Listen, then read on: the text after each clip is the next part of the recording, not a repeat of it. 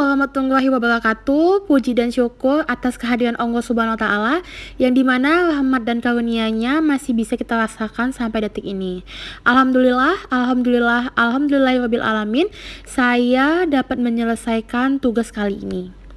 Nah, semoga Bapak, saya, dan teman-teman semuanya sehat walafiat. Amin, amin, amin ya arhamar rahimin. Nah, sebelum memulai, lebih baiknya saya memperkenalkan diri saya terlebih dahulu. Nama saya Anita Putri Sakinah.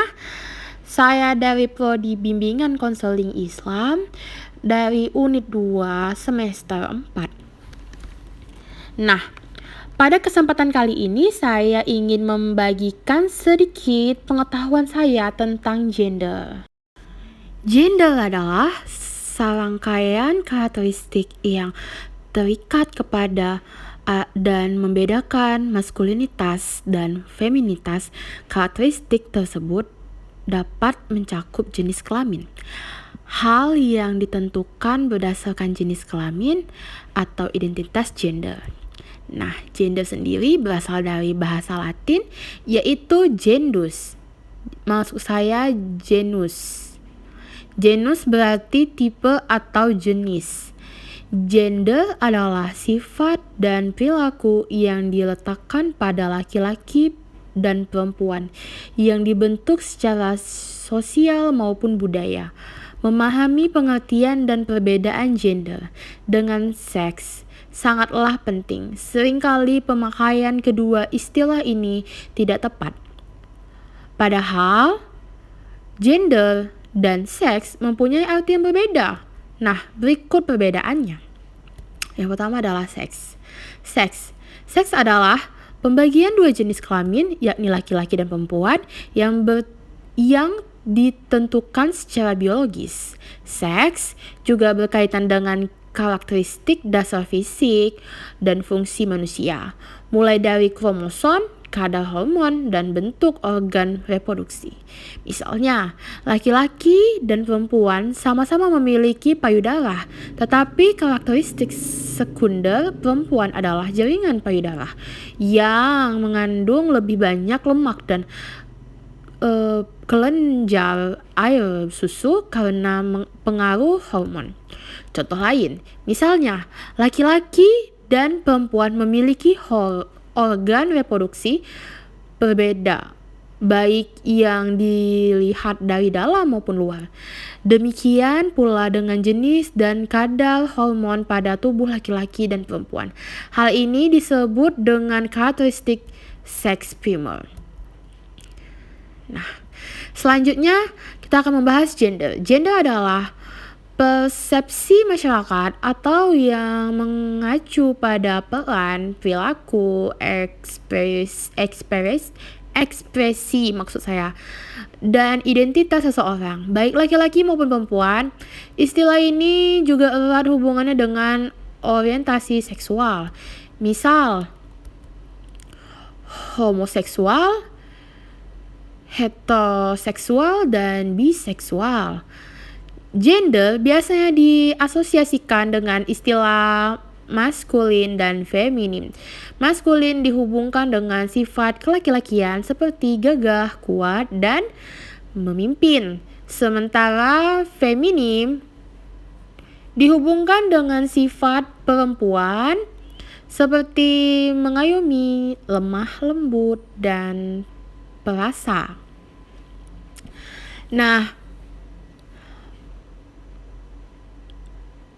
Nah, bagaimana satu kelompok masyarakat menentukan peran atau sifat suatu jenis kelamin bisa berbeda dengan lain dan juga bisa berubah seiring berjalannya waktu. Misalnya, dahulu sifat maskulin dianggap tidak ada pada wanita dan sifat feminim tidak ada pada pria. Nyatanya, sekarang sudah dipahami banyak orang bahwa laki-laki dan perempuan juga bisa mengayomi. Maksud saya bahwa laki-laki bisa juga mengayomi dan perempuan bisa juga memimpin. Istilah yang lain Yang berkaitan dengan gender adalah identitas gender. Identitas gender merupakan bagaimana seseorang memandang dirinya sendiri pada kasus transgender. Biasanya bisa saja seseorang laki-laki memandang dan menganggap dirinya adalah seorang perempuan, dan sebaliknya. Tidak hanya itu, ada juga yang dinamakan ekspresi gender. Ini merupakan bagaimana seseorang mengekspresikan dirinya, baik dalam hal perilaku, pakaian, suara, atau potongan rambut, sesuai dengan jenis kelamin atau tidak. Dari penjelasan di atas, bisa kita lihat letak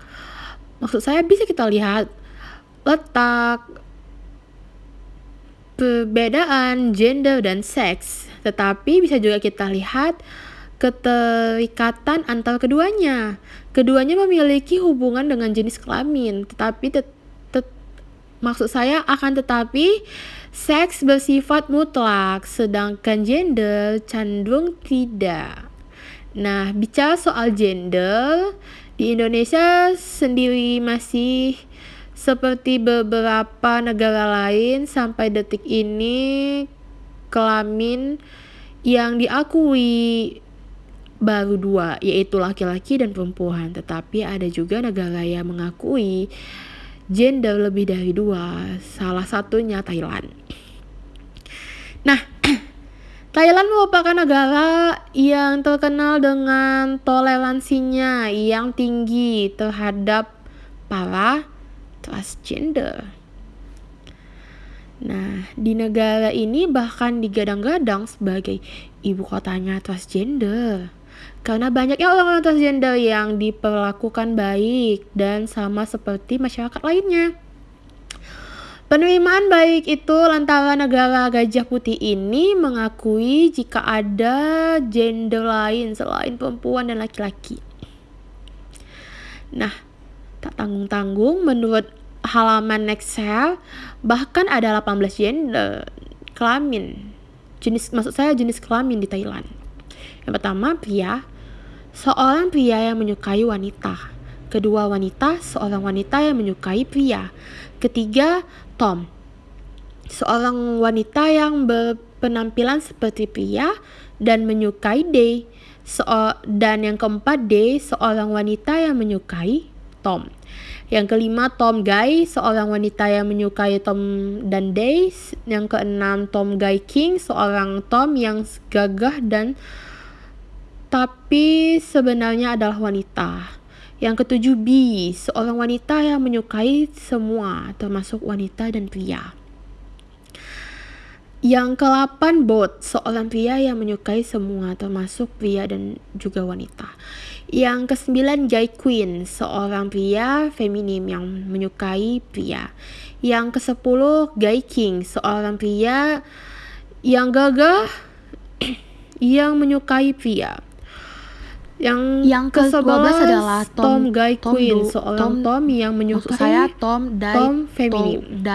Seorang Tom yang merupakan Tom Guy King atau Tom Guy Queen. Yang ke-13 adalah lesbian, seorang wanita yang suka dengan wanita. Yang 14 adalah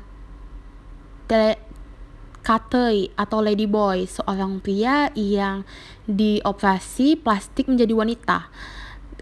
Yang ke-15 adalah Adam, seorang pria yang menyukai Tom. Yang ke-16 adalah Gay, seorang ladyboy yang menyukai Tom. Yang ke-17 adalah seorang wanita yang menyukai pria gay dan ladyboy. Yang ke-18 adalah Samyan, seorang wanita yang suka Tom dan lesbian atau wanita. Nah, masih membahas soal gender. Jenis peran gender terbagi 4. Yang pertama, maskulin, adalah manusia yang sifat laki-lakinya lebih besar ketimbang sifat keperempuanannya. Nah, sifat maskulin ini lah yang dipercaya sebagai ciri ideal yang dimiliki laki-laki. Yang kedua adalah feminim adalah sifat keperempuanan yang lebih besar daripada sifat kelaki-lakiannya. Sifat feminim ini dipercaya sebagai bentuk budaya ciri ideal bagi perempuan. Nah, androgyn, pembagian peran yang sama dalam karakteristik maskulin dan feminim pada saat yang bersamaan. Dalam identitas gender, orang yang tidak sepenuhnya cocok dalam peranan maskulin dan feminim yang tipikal dalam masyarakat. Nah, pada masyarakat dan pada dirinya sendiri, mereka sering menyebutnya agami gender untuk menggambarkan tentang dirinya. Sementara untuk Saya yang tidak wabillahi tergolongkan taufiq wal hidayah. atau Assalamualaikum warahmatullahi undifferenstitude, yaitu manusia yang sifat laki-lakinya dan keperempuanannya berada di bawah rata-rata. Nah, demikian sedikit ilmu saya ini. Jika kala ada tutur kata yang kurang baik, yang kurang pantas, atau menyinggung berbagai pihak, saya atas nama diri saya sendiri minta maaf, karena sesungguhnya kesempurnaan itu hanyalah milik Allah. Terima kasih atas waktu yang diberikan.